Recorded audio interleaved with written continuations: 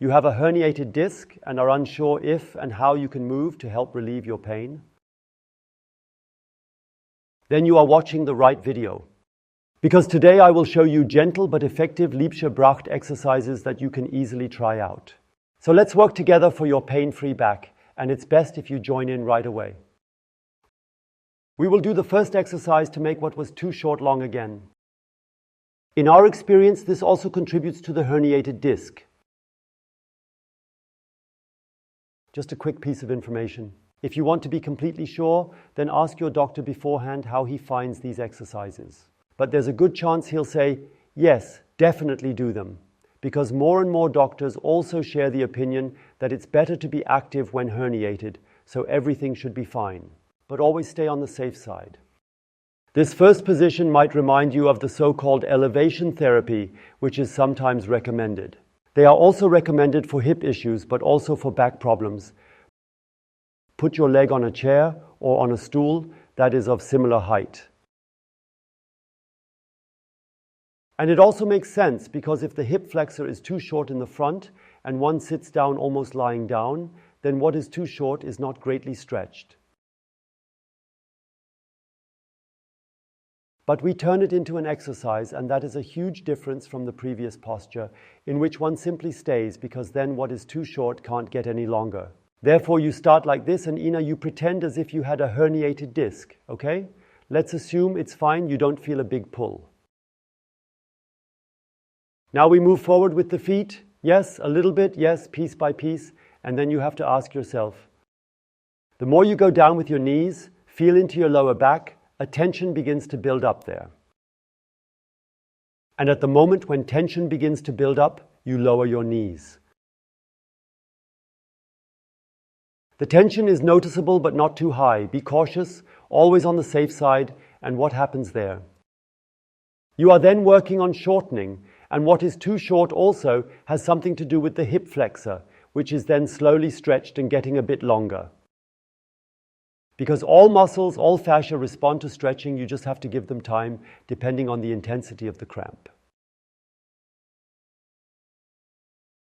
Which we have trained through our everyday sitting, which is not balanced, and then you work yourself down a little further every day.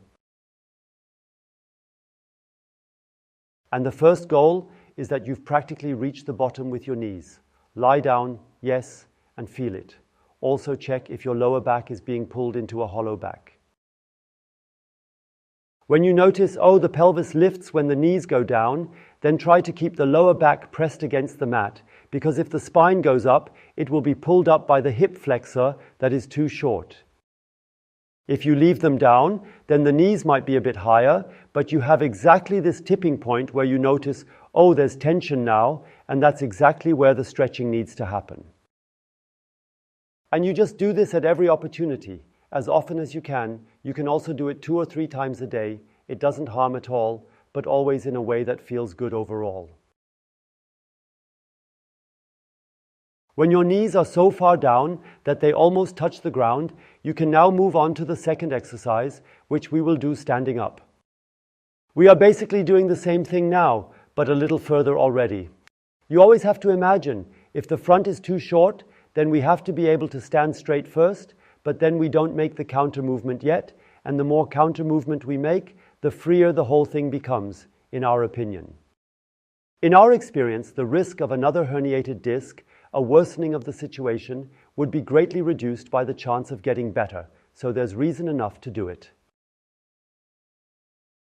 For this exercise, place both hands on the lower buttocks, and now it is important that you understand the tilting of the pelvis, because you do not want to go back above the pelvis, causing the lumbar spine to overextend.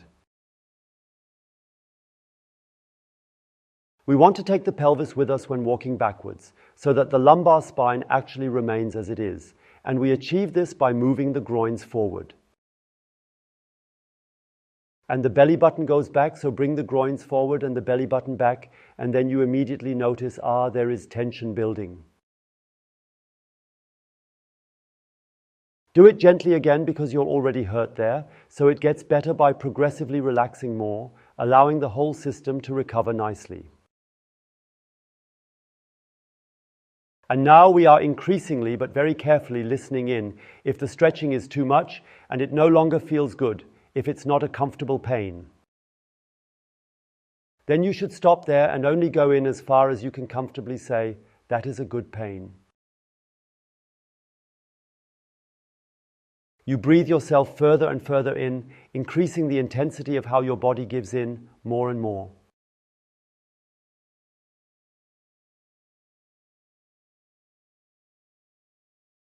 If you are standing too unsteadily, you can also hold on to the wall, hold on to a chair, hold on to the windowsill, something like that.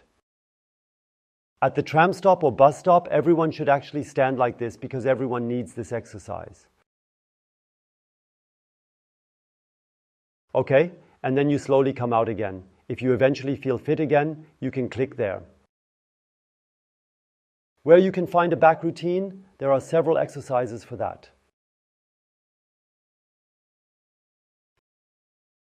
And now we will do the third exercise. The third exercise is about bending forward. You might say, oh, this is sitting again, and in a way that's true, but we're not leaning forward like when sitting. Instead, we round the lower back, and that makes a different movement. And that is why it is so important. You have to imagine, if a shortened muscle constantly pulls us forward and has to be pulled back, then stress is created in the lower back. And these are exactly the stressed, highly tense muscle bundles where the masseuse or masseur always says, oh, it's so hard in there. It also hurts so much when massaging there because it is so sensitive, so irritated, and we want to stretch that out. And we do this by pulling, not bending at the hip like when sitting, but by bending forward above the pelvis. And then we lean exactly on what is so chronically tense. We'll show it best from the side, turn a little like this. Now don't move the pelvis and round the back, pelvis remains, and you don't have to round the upper back, it's the lower back that needs to be rounded. You have to feel into it first. Let the legs remain straight. It should always become rounder in the lower back, where it pulls. And you hold on to the front of your legs so that gravity doesn't pull too strongly, because we want to practice a little cautiously. And as you notice, there is a gap here. You slide your hands further down.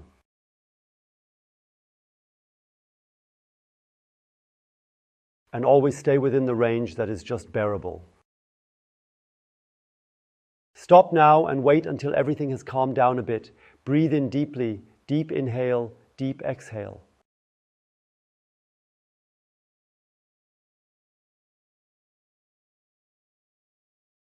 And just as you feel it, millimeter by millimeter, you keep going further down.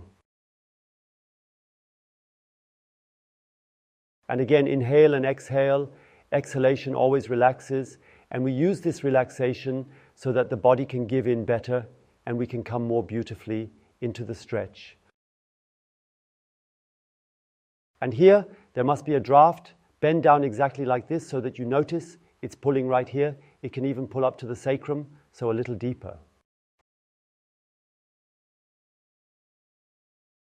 And you may notice when you give the body time, it gives in.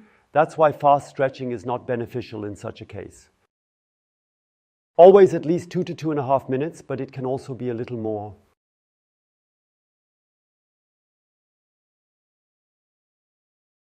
And then you come back up.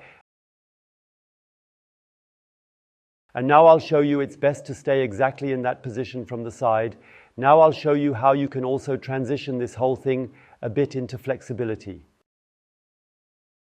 You will then practically perform both movements one after the other. First go a little into hyperextension. Remember, groin forward, belly button back, the head.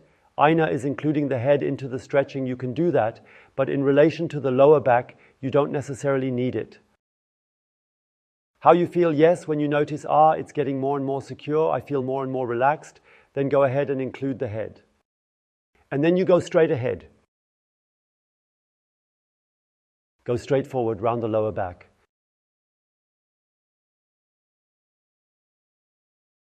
And then you come back up, push the groins forward, pull the belly button back. Go into hyperextension. and again forward. The third time, go nicely forward.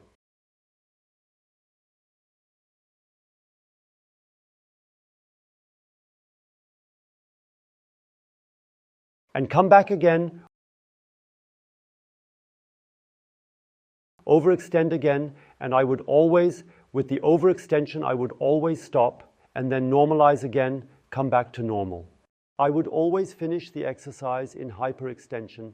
That is the last information, that it was hyperextended, not that it was flexed. But we all agree that it shouldn't even come to the point where the pain comes and all that, right? That's why it's so important to do the exercises for the whole body every day. And even if it's only 7 minutes and 7 minutes, that's what we do in our app, in the Liebscher and Bracht app, you get new exercises every morning, 365 days a year. On Sundays it is 30 minutes, on weekdays it is 7 minutes, for the whole body from top to bottom, aiming for 102.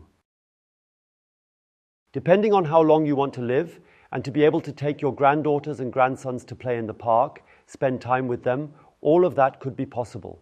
And that is the common training goal here. If you want to try this for 30 days, please click here. And here below you will find exercises for the lower back. Choose something, feel comfortable, so that your back always feels better. That's it for this video. Bye.